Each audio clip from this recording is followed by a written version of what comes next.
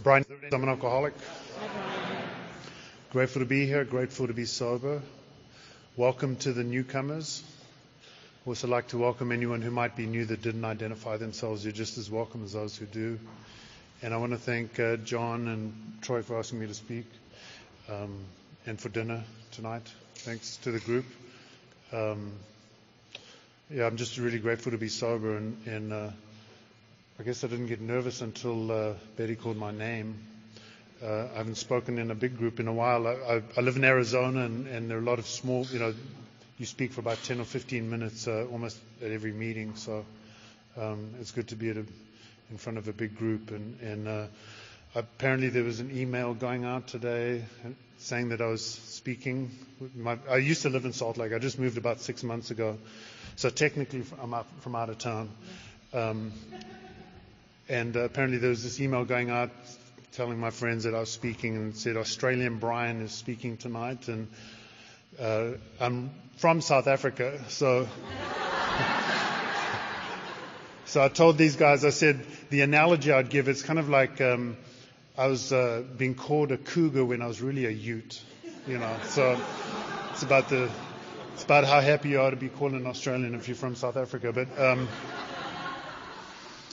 anyway, if you're new here today, this is the best thing that ever happened to me as Alcoholics Anonymous. And if you're not new here today, you are new here today. Hopefully you won't take anything I say too seriously, because I might change my mind on the way home and you go to resentment for nothing. So I'll try and stick to the facts. I'll try and tell you the truth as best I know it, and my experience is best, as best I can describe it. And I might say something that pisses you off, and if it does, hopefully it'll spur you into calling your sponsor and doing some work. And hopefully it won't lead to a drink for you. But I've got my experiences, and I'll share those with you. So, as I mentioned, I'm originally from South Africa, and I'm born and raised there. I grew up in a pretty nice family. It turned out to be an alcoholic family. I didn't know what an alcoholic was, let alone an alcoholic family, until I got into Alcoholics Anonymous. And I guess that my parents were functioning alcoholics, whatever those are. But, it never got bad enough for them to go to AA. AA is pretty obscure in South Africa. When I was a kid growing up, I didn't know about it at all. Drinking was just a way of life. It was drinking was a way of life in my family. It was in the culture, in the community, and pretty much the whole country. I mean, there was a lot of drinking. And, I had my first drink, and I'm not going to spend too much time on what I was like, and, but it is important that I qualify as much for me as it is for you, to be reminded why I'm here. So I had my first drink my parents would have a drink and I'd have a little sip out of that. So I don't really call that a true drink of alcohol. But it did as it turns out, it did kind of set up the phenomenon of craving. So that when I did drink, it was like, oh, this is familiar and I like this. So I had my first drunk or a full drink, so let's call it, or a series of full drinks at my mother's funeral. So I was kind of screwed right from the word go. My mom died when I was 17, and I was in boarding school at the time. And, my life up until then was probably pretty normal, I was in an all-boys boarding school and doing well in, school and athletics and all of that. And my mom died when I was 17, right before I finished my senior year of high school. And so I'm going to this church school, and, my dad comes that one morning and tells me my mom died that morning. And they send me back to class. And that afternoon I was able to go home. It was quite a special thing. And so we had the funeral, and these guys that worked for her probably knew I was hurting quite a bunch, and they introduced me to alcohol. And, I remember having 5 or 6 drinks, and they were probably beers. And it wasn't so much the drink that was memorable. It was how it made me feel. It took that pain away, and that's what alcohol became for me. It became a thing that transported me to somewhere that I wasn't. whether it was mentally or emotionally or spiritually. Alcohol just kind of moved me along somewhere else because I didn't really want to be where I was. Wherever that was, I didn't want to be. I wanted to be someone else, somewhere else, or something else. And alcohol would do that for me. And, I didn't get particularly drunk. I got buzzed, I guess you could call it. And so I went back to school, and I really didn't have another drink for a while because I was stuck in this boarding school where it was pretty tough to drink until I finished my senior year and then went off to college. And, what happened for me was that, I took the drink, and then the drink took the drink, and then the drink took me, and I was off and running, and I had no idea what I was dealing with, I just thought I had all this freedom, and I was able to drink as much as I wanted, and I was able to do the things that I finally wanted to do, and alcohol, kind of made me invincible, and made me funny and smart and brilliant, and at least to me, and so what happened for me is I went off to college and I got a degree but no education. I checked off the boxes that I was told to check off, but I didn't really learn anything because I'd rather be drinking. And it was like that every day. I couldn't drink every day because, I drank until I passed out, or, I was a blackout drinker right from the word go. I didn't know what a blackout drinker was until I got to Alcoholics Anonymous. But, I guess the analogy I like is, I wanted to drink like a pig and act like a gentleman, And so I'd drink as much as I possibly could at any given time. And if it was yours, it was better, And, and so I finished that experience, and I'd started destroying relationships already, and I was incapable really of having a relationship quite early on. The book talks about it. We crossed the line. At some point in our drinking, we crossed the line, and I believe for me it was really that first week of my first year in college. I'll tell you about two other drunks. My second one, which was my first real, when I was really controlling and not controlling or enjoying my drinking, and then my last drunk. So my first one was in college, and I made a conscious decision. I don't know if you guys ever did this, but I made a conscious decision to get drunk because I thought it was a good thing. It was part of the college experience, so you got to get drunk. So, but I'd had that one, those 4 or 5 or 6 drinks at my mom's funeral, but I'd never really drank since then. And so I went down to the liquor store and I bought a 2-liter bottle of red wine. And because that seemed like a pretty good amount to begin with. And so I went back to I was staying in a dorm, and I went back to my dorm room, and I got a big glass, like a big tumbler, and I drank this 2 liters of wine in about 20 minutes. And, I remember because I figured you have to get it in you quickly, right? And, and it tasted like shit, but because I was a student, I couldn't afford much, but, I drank it anyway. And, that was my first blackout. I did things and said things that I hadn't planned on doing. That wasn't going to be part of the drunk. The drunk was having the fun and the good times and, letting go and letting my hair down and all of that shit. But it was that and a whole lot more, And I remember coming to the next morning, I said, I'm never going to do that again. And I didn't do that again, but I did 100 different flavors of that again, And, Roger and I were talking about love this morning. Is it lust or love? And like when you're kind of puppy love, when you first meet that person in your kind of, in your teens, and you meet that person, you think they're it, right? And you get that little feeling in the kind of that tickling feeling in your belly, right? And alcohol was like that for me too.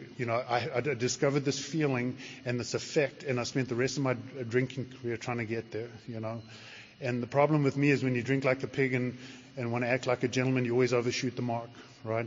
It was probably the 14th drink that did it, but I'd lose count at about 9, And so you just keep going until you think you've hit 14, and by then it's too late, And that's just how I drank. And so I worked for this big firm out of college, but I didn't, my life was already unmanageable. I didn't know it. And I decided one night in a blackout that it was time to move. My friends were starting to settle down, and work, and I didn't want to settle down. I didn't want to work, and I didn't want to do all the other things. I just wanted to drink. I remember I'd call them up and I'd say, in the morning, I'd say, hey, you guys want to meet for a beer at lunchtime? And they'd say, well, no, sorry, we're working today. I'm like, what do you mean? And so I was running out of drinking pals, and so in this blackout one night I decided, it's time to move. I'm going to move to the United States, Los Angeles. And my mom was originally from Southern California, and so I'd been there quite a few times with her. And the military was also after me. But so like when I tell non-alcoholic people, I get a lot of this. Why did you move to the States? Well, I tell non-alcoholic people because the military wanted me, and there's this whole political system in South Africa that I didn't believe in, which is certainly true. But the real reason I moved was I was trying to get away from me. And so I like to claim the AA Geographic Award. I moved 17,000 miles. I don't know. Anyone moved any further?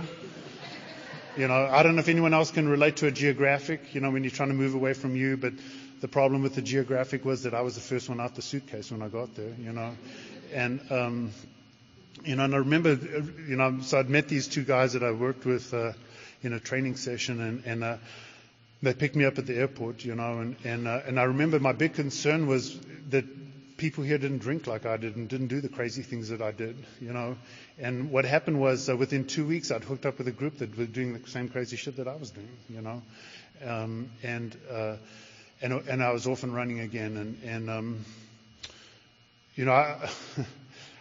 this is Alcoholics Anonymous. And while, what happened for me was I discovered some drugs, but I'm a juice junkie by nature. I only wanted to do drugs that could help me drink more. If a drug could help me drink more, I'm all over it, and there weren't many that could do that, And so, I continued to drink, and I got another bright idea. So the first one was, let's move, and the second was, let's get married. And so, I'm a real alcoholic, and, water kind of seeks its own level, right? And so where else do you meet a wife but in the bar, right? And so I remember this woman, now a former wife, who she came up to me and she said, I heard you from Arkansas, and so I proved that wrong quite quickly, but she just seemed the one, and so we got married about, I don't know, a couple months later, and my parents flew, my mom and my stepmom and my stepdad flew in from South Africa for the wedding, and it was just a disaster. It started at the wedding. We went to the church, and then on the way to the reception, we're loaded. And about an hour late for the reception, and so what happened was that the Eskimos stepped out of the snowstorm to guide us in, and I didn't know that at the time. And what happened was her best friend at the time, came to me one day and said, I can't handle to see what Heather's doing to her life and with her drinking. And I said, Jesus, about time someone recognized that, that I'm not the problem, it's her drinking. And so she had made an appointment with this treatment center in the area that we lived in Southern California, in Redondo Beach, in the LA area. And so probably about March 1st or February 28th of that year, we went and met with this counselor, this intake counselor, and I don't know what an intake counselor was. It was just the title that she had. And turned out she was a black belt Al-Anon. And so I didn't know what a black belt Al-Anon was for quite a while after that. But so we're doing this intake session, and she's asking about the drinking and the why and the causes and conditions, which I didn't understand. And I thought Heather had plenty of good reason to drink. She'd had her real dad left them at an early age, and then her mom married this next guy, and he was an asshole, and it all seemed legitimate reasons for her to drink. And I remember this lady she would laugh, because she was an Al-Anon, she understood it, she knew the truth. And so what happened was we were able to convince her that she needed treatment, and so on March 5th, 1986. She went into treatment, and it was about time, because she really needed help. And what happened was, they asked me to not drink while she was in this treatment program. And, as it turned out, that's exactly what I needed, So let me tell you about the last drunk. So the night before she goes into treatment, like anyone should that's going into treatment, you have a farewell celebration party, right? And so we had this farewell celebration party, and Roger and I were talking to it today about last drunks. If I'd known this was going to be my last drunk, I probably wouldn't have had it. If I'd known what so far proved to be my last drink was going to be my last drink, I probably wouldn't have had it, And so I believe for me that God, as I understand, God did an intervention and said it's time for these guys to have a different life, And so, we bought a bottle of Johnny Walker Red and a case of Coors, and me and my best friend at the time, who was also my boss and the best man at my wedding, and Heather and I had this impromptu party, and then she went into treatment the next day, and so I don't know which was my last drink, the Scotch or the Coors. It doesn't really matter, but I'm sure glad I've had it. I'm sure glad I've had my last drink, and so they asked me to not drink while she was in treatment, and like I said, that's exactly what I needed, because I didn't know, it didn't occur to me to stop drinking, because drinking was the solution to all my problems, and so I didn't drink while she was in this treatment program. And what happened was, we'd go to these groups and we'd talk about what it was like, all the stuff we do in groups and therapy and counseling.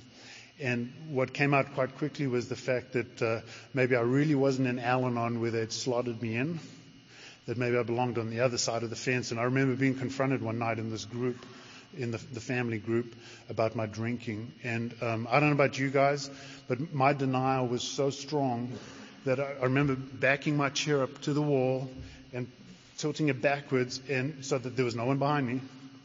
And I was willing to fight physically to prove I wasn't an alcoholic. That's where I was. And but you know what? For whatever reason, I don't know if it was that night, but it was some period in there. In those couple of weeks, I got down on my knees and I said, if there's a God out there, please help me, And let me back up 1 second. So, to my mom's funeral. So I grew up going to these church schools, church functions, involved in the church, doing this thing and that thing for the church. And then my mom died. And I thought, you know what? If this is the kind of crap that God does, who needs God, right? I mean, the worst thing that I could possibly think of to happen in my life happened when I'm trying to believe in God. So what's the point of believing in God, And so what happened for me was that day when I had my first drunk was the day I decided I didn't need God anymore in my life. And God didn't come back into my life until March 1st, 1986, when I said, I don't need to drink. I'm not going to drink anymore for the 90 days that she's in this treatment program. So for me, it appears that there's a correlation between my drinking career when God was out of my life. I consider myself an agnostic, which is a chicken shit atheist, by the way, because I wasn't willing to go all the way and really believe that there wasn't a God, or that I could prove there wasn't a God. I just didn't believe that God cared about me. And so that almost to the day was when I drank, was when I thought that I didn't need God in my life.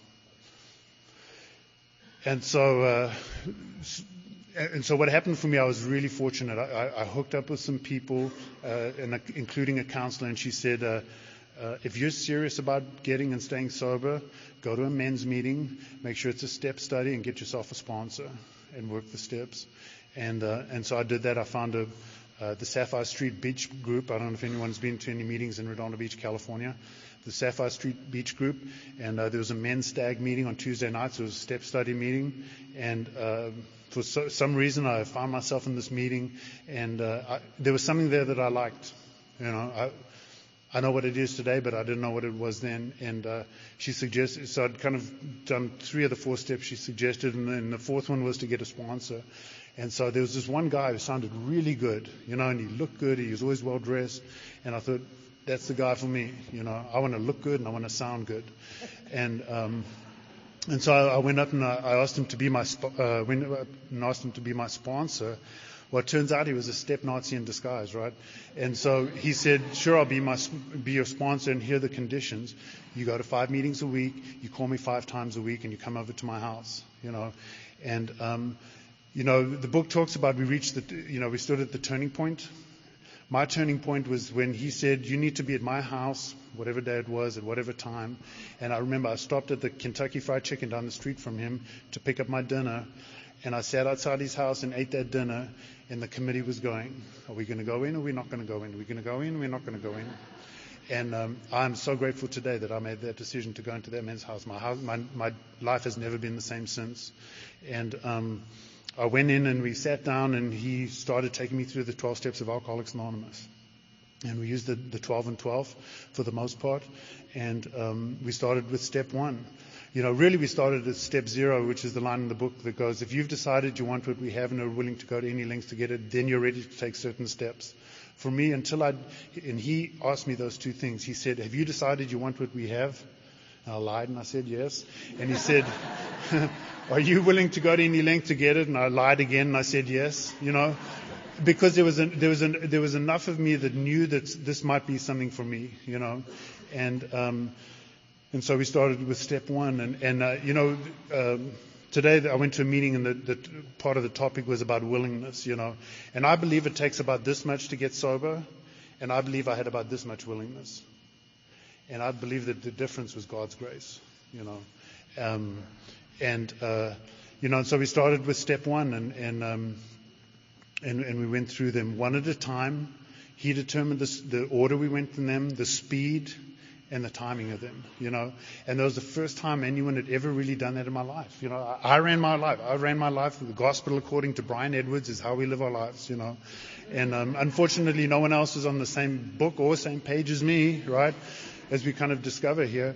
And so that's the beautiful thing here in Alcoholics Anonymous. We kind of get on the same page. We're reading out of the same book on the same page. We might all be on different pages at different times, but it's the same book. And I love that about Alcoholics Anonymous. And in step 1, I struggled. I was not like a whiz through the steps kind of a guy.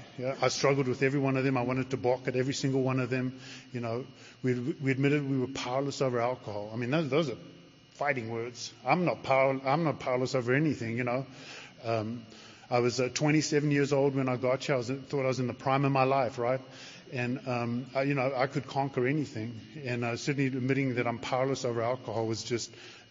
It was a concept that really took me probably to my 6th year of sobriety to fully comprehend what we talk about when we admit that we were powerless over alcohol and that my life was unmanageable. And so Larry was really kind with me. He was really gentle with me on the one hand and then kicking my ass on the other.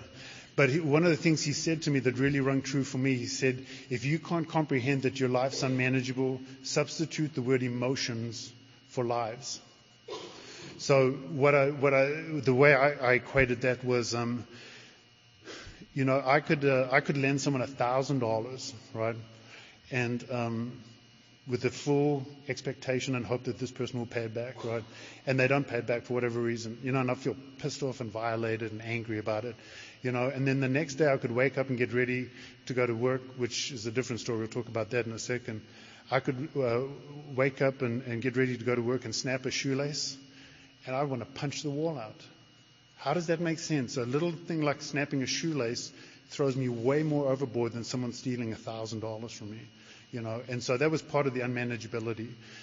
My reactions were totally inappropriate to the events that were going on in my life, And what step 1 means for me, we admitted we were powerless over alcohol, was the word powerless means that I have no mental defense against the first drink.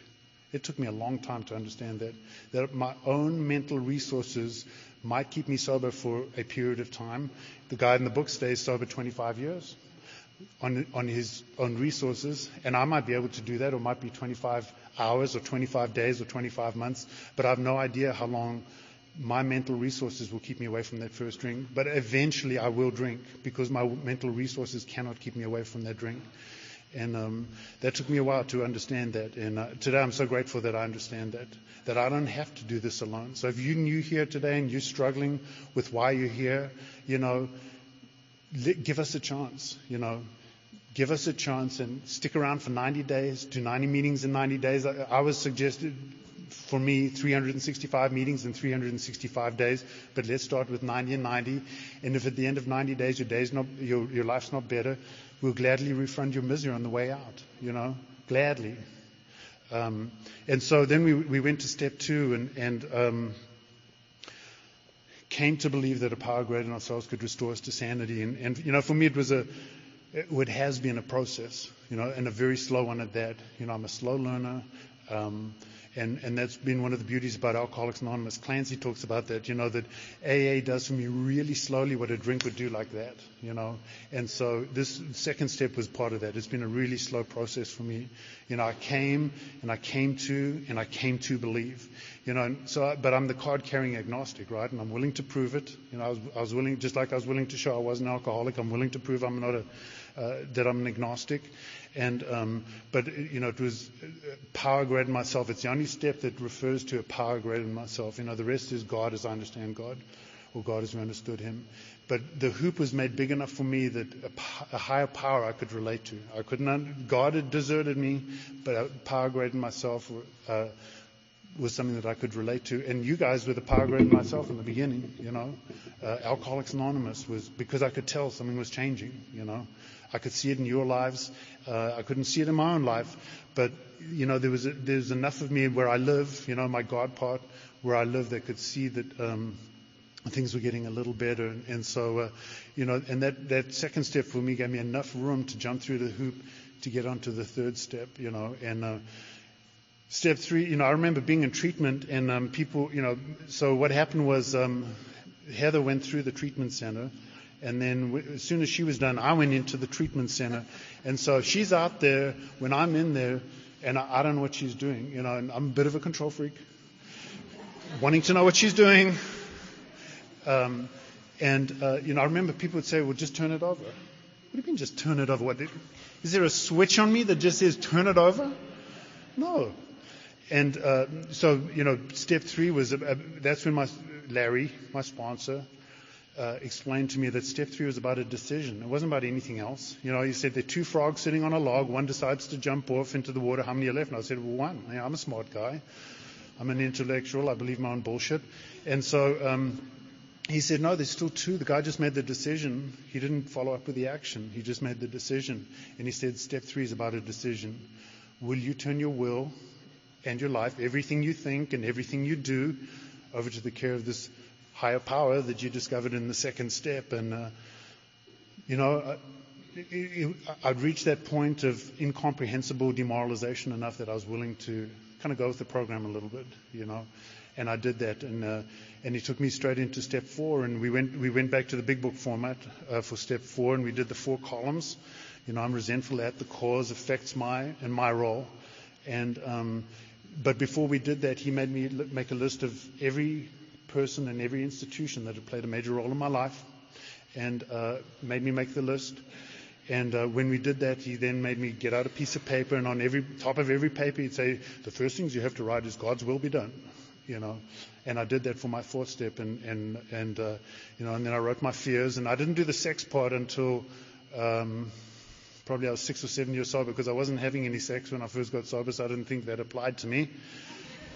Because she and I were separated, and so I didn't do that until I'd been sober a while. And so I did the fears and the resentments, and we went to a Sunday morning meeting, and before the meeting, it was on the beach in Redondo Beach. The same Sapphire Street Beach group had a meeting on the beach on Sunday mornings. They still do. And we sat down. We faced both our chairs towards the ocean, and I shared this inventory with him, and I bawled my eyes out, all this pain and fear and anger and resentments, just started percolating up, and I'd never cried like that, even when my mom died, because big boys don't cry, cowboys don't cry, and that was kind of when I went from being on Alcoholics Anonymous into Alcoholics Anonymous. I was in Alcoholics Anonymous. I was all in. It's like my whole hand's in, because I was a little bit paranoid. I thought that, I'd shared this really intimate stuff with him. I thought he'd be at a podium like this saying, do you know what Brian did? Do you know how he thinks? You know what he did? And, the beauty of that is and I do get to see Larry from time to time, if I went back to him now and I said, hey, Larry, do you remember when we did my 5th step and what I said? And he'd say, geez. I can maybe remember when we did it. Were we at the Denny's? And no, we were at the beach, Larry. I was so important in my own life, right? But the whole world revolved around me. Everything I did and thought was like bigger than the universe itself, right? But here's a guy that probably 15 minutes, it's been my experience that it's like you almost need toothpicks in your eyes to listen through a fifth step, right?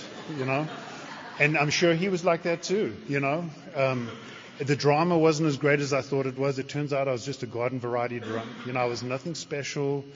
Nothing extraterrestrial, I was just a regular garden variety drunk, and I'm so grateful for that today. Alcoholics Anonymous, I'm just a grain of beach on the sand. We talk a lot about that here. A man amongst men, a woman amongst women, drunk amongst drunks, and I was nothing special. And so, then we went on to 6 and 7, which for me, since there are only 2 paragraphs in the big book and I didn't understand what the hell the 12 and 12 are saying on 6 and 7, we kind of just floated right over those and got to 8. And I was kind of started balking at 8 really badly. Like, I don't want to do this list, And so what happened for me was I had to go back and do 6 and 7. And, step 6 in the 12 and 12, I think it was Father Dowling who said this, that's the step that separates the men from the boys, And that's where the recovery really started happening. I started becoming part of the fellowship through 4 and 5, and the recovery really started in 6 and 7, where I identified the defects of character. And they'd say things to me like, well, you're a defect with no character, and maybe if you stick around, you can develop some character with some defects, And, it's kind of true, And so we identified these shortcomings or defects, and the beautiful thing was that, just like I was kind of a garden variety drunk, I wasn't responsible for removing them. It was my responsibility for identifying them and being willing to have God remove them. This God that I discovered back in step 2. And I've still got them. They love to come out and play from time to time. They love to come out and play at home. They love to come out and play at my workplace. They love to come and play out when I'm doing money, and because they're all motivated by fear, right? Fear is the chief motivator of my defects, but I believe that at least at a minimum, God has taken the rough edges off them, where they're not ruling my life. I was the kind of person, it was any decision or anything in my life was ready, fire, aim, and I've got the order a little ready, aim, fire. Since I've been in Alcoholics Anonymous. And so we got to step 8, and he had me haul out a piece of paper again. God's will be done, the person I harmed, what I did to harm them, 3 columns, and what I'm going to do to make it right. And, the way I was when I got to Alcoholics Anonymous, anyone that I talked to or seen should have been on my 8-step list, right? I mean, that's kind of where my esteem was. And so if you're new and you're doing your 8th and 9th on your own, I'd strongly suggest you get a sponsor, really, so you can go back to step 1. But there's a lot of damage that can be done through 8 and 9, And so what happened was I wrote the list down, and we went and sat down again at probably Danny's this time, and we went through the list, and he weeded out half these amends that I thought I needed to make. He said, you don't own amends to those persons or that institution. And so we were left with this... list at the end that we'd gone through together. And he said, when you go out and make your amends, this is about making relationships right, paying the money that you stole, and amending the situations that you destroyed through your drinking. And he said, do not carry the AA banner in there. Do not expect a parade for doing what really should be done anyway, right? And so I went back and I started making the amends. And I'd like to tell you that I did them all in 3 weeks, but it wasn't the case. So let me step. My sobriety date is March 5th, 1986, and I can only attribute that to the grace of God and the principles of Alcoholics Anonymous, because I hadn't planned on sticking around. But so he sent me off into the big bad world to go and make these amends, and I didn't make my amends to my employer at the time I got sober until I was 16 years sober. Because I really didn't think I owed him an amends. I gave him everything I had to give him, right? Which was nothing. And then I didn't make amends to my best friend from college until I was 20 years sober. I wouldn't recommend that. I think for me at the time, for the that intervening time that I was sober, I really didn't believe that I owed them an amends. And then one day it hit me that I really owed them an amends.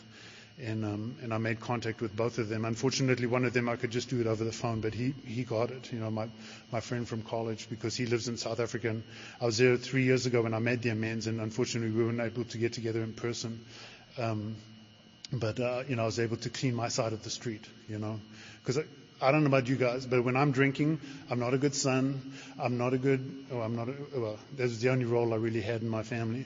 I'm not a good son, and I'm certainly not a good friend. I don't know how to be a friend, and I don't know how to accept your friendship, right? Other than take. And so I was able to go back and make amends for that. And my dad. I was about 5 years sober, almost before my 5th birthday, and I got a call that my dad was really sick in South Africa. And so, as God would have it, right? My wife worked for Delta at the time, and we were able to get a flight over there. And as it turned out, he was waiting for me to get there before he died. And so I'd made a couple of runs at amends with him, but it was always contingent on, from my standpoint, of him going to AA.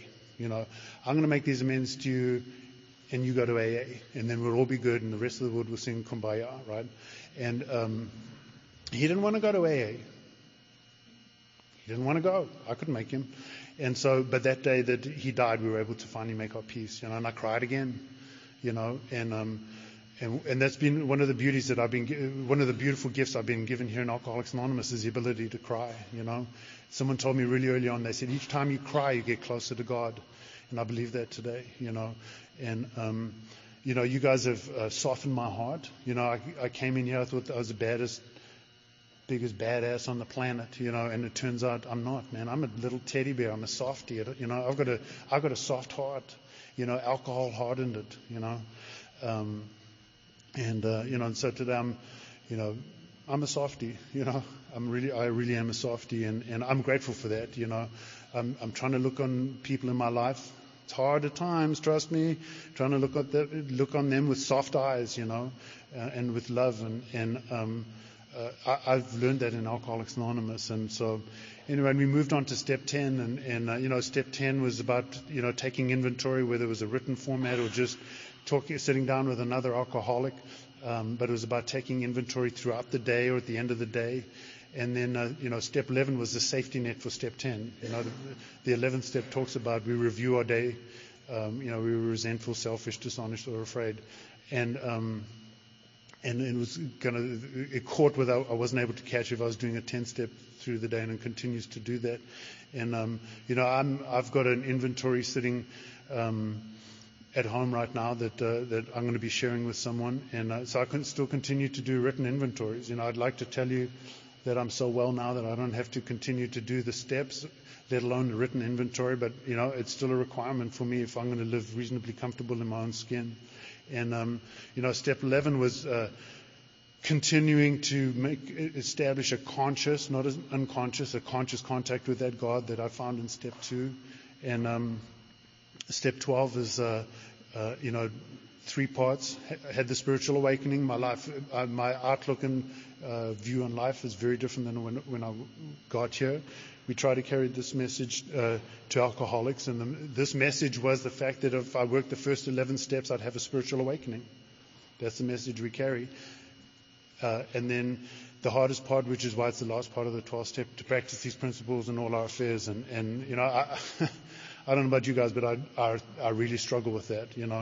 Some days it's a little easier than others, and to practice the principles that I've learned in the first 11 steps. And so a little bit more about my life. So Heather and I stayed sober for about 10 years. We both had the same sobriety date, and we eventually we got divorced, and that was the worst thing that ever happened to me. Just all the drama that goes around relationships, right? And then I was on my own for a while, and I'm an alcoholic, right? Anything worthwhile doing is worthwhile overdoing. So I got into exercise, and I started doing triathlons, and I do them alcoholically, right? It's like instead of doing like one a month, I'm doing like 4 a month. And, instead of training once a day, I'm training twice a day. And, just how we do it. And, and through that, I met my wife, Kim, that I've now been married to for almost 19 years. And, she's not on the program, but she certainly understands alcoholism. She grew up in an alcoholic home, and we've had 3 beautiful children together. So I've got a wife that's never seen me loaded. She's seen me crazy as can be, but she's never seen me loaded. And my oldest son, Jack, he would be turning 16 this year. He was diagnosed with leukemia when he was about 8 months old. And he died from that leukemia about 13 months later. He was 22 months old when he died, and what happened for me was that the thought of a drink didn't come to mind, and I can almost certainly guarantee you that if I hadn't worked the 12 steps of Alcoholics Anonymous, if I hadn't gone to the meetings and the conferences and the conventions and the workshops and the panels and all the, the business meetings that I hated, I probably would have had a drink, I probably would have had a drink, because I learned when my mom died that alcohol solves pain, right? And but what happened was the people of Alcoholics Anonymous picked us up, Kim and I, and carried us through, And the day that he died was June 7th, 1995. It was a Wednesday.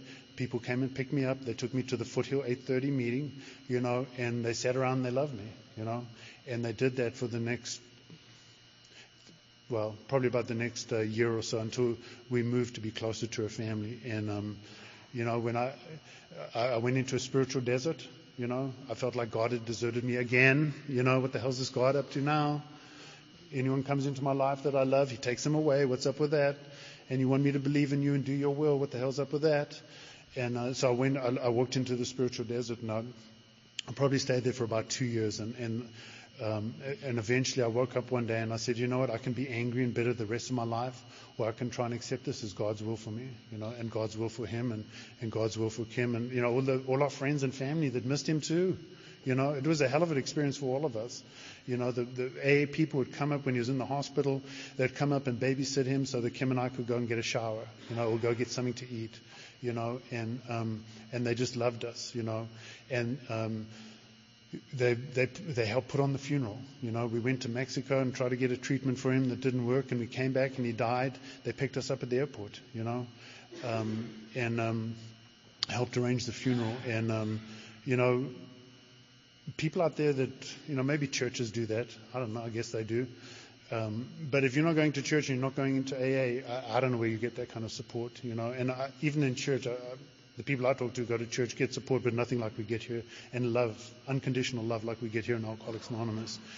And we've had 2 more kids since, and I've got a 9-year-old and a 12-year-old, and they've been to a lot of AA meetings, and they didn't want to come to this one, They certainly don't want to hear their dad speak, embarrass them. But they've got a sober daddy, and that's one of the greatest gifts I've been given here in Alcoholics Anonymous, I'm a sober daddy, and I can tell them, honey, I'll see you on Friday, and they won't have to wonder, now, does he mean this Friday, or does he mean 3 weeks from now, Friday? I don't know, that's kind of how I drink, You might not see me for a couple of days. And they haven't had to experience that because of Alcoholics Anonymous, and I'm certainly I'm not a perfect dad. Trust me, I'm far from a perfect husband. I'm far from a perfect worker, but I'm significantly better than I ever was. I show up when the heat's on. I show up when I need to show up, and I show up when I tell people I'm going to show up. Someone else talked about that.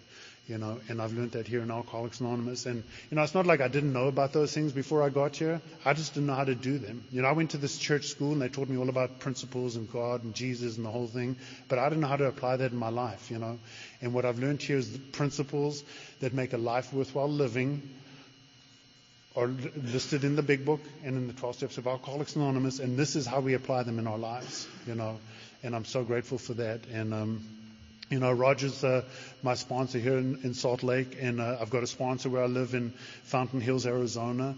I don't know, I call Roger probably twice a week. I probably call Jim twice a week.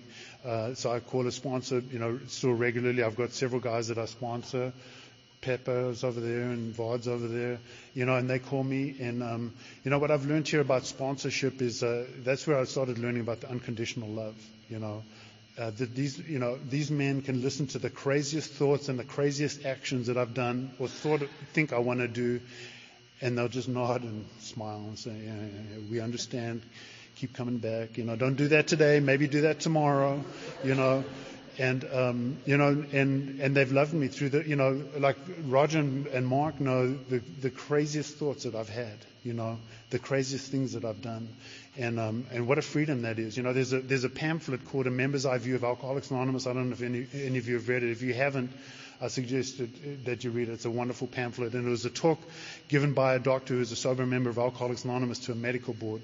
And one of the things he talks about in there is that most human beings want to be able to experience the freedom that comes from being able to stand in front of someone completely naked, physically, spiritually, and mentally, And he talks about that at best, most people get to experience it 1 or 2 people in their lives. At best.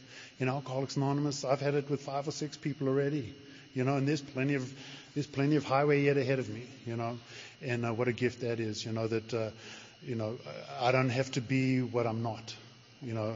When I got here, I remember I'd go to the bar. When I first moved here, I used to play a lot of rugby, right? And so I was a little bit bigger then, and I'd go to the bars with my friends, and we'd talk about, I'd pick up lines with things like, we're here to try for the Dallas Cowboys. Shit, I didn't even know what the Dallas Cowboys was. I just heard about it that morning, and everyone would, ooh, and I was trying to be something that I wasn't, right? Who I wasn't enough.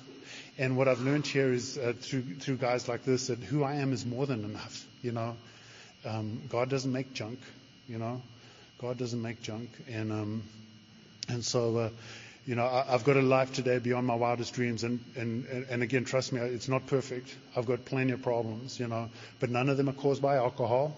None of them right now involves a judge or an attorney that has not been, hired contrary to my will, or desires.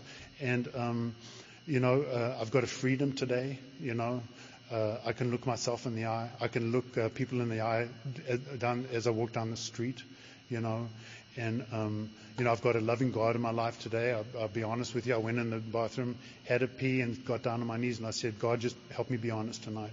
Let me just do what you want me to do,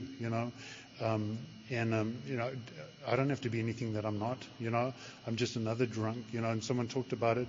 The highest I believe we get in Alcoholics Anonymous is sober, and I'm sober today, and hopefully you are too. And, I'll just close with this. If you knew, if you stick around and do what we suggest you do, you'll have a life beyond your wildest dreams. That's been my experience. And when the bumps in the road come, we can get you through that sober. My experience is no matter how bad it gets, a drink's not going to make it any better. I had a sponsor who's now in prison. That's a different story for a different day. But he used to say to me, there's nothing so bad that can happen that a drink won't make worse. And I believe that today, And what's happened for me is that I've worked the 12 steps, and I said this today at lunch, I've worked the 12 steps of Alcoholics Anonymous. I've never woken up one morning since I've done that and I wished I hadn't worked them. I've never woken up one morning since I've been sober and wished I'd had a drink the night before, And I've got a life today that's pretty good, and it's because of people like you in rooms like this. So that's all I've got. Thanks for asking me.